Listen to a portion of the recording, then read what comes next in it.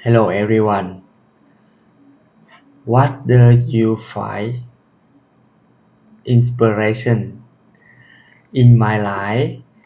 When I was a child, I used to watch social and neutral program on television.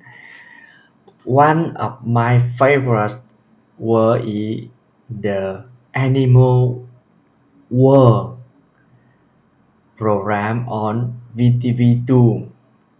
It uh, inspiration me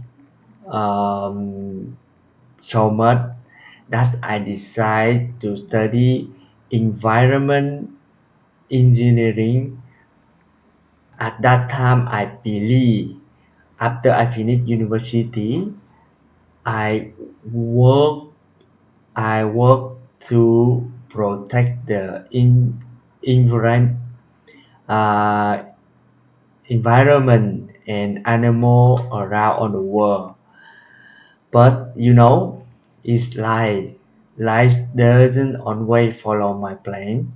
Now I work in the different industry from what I study, and that is okay.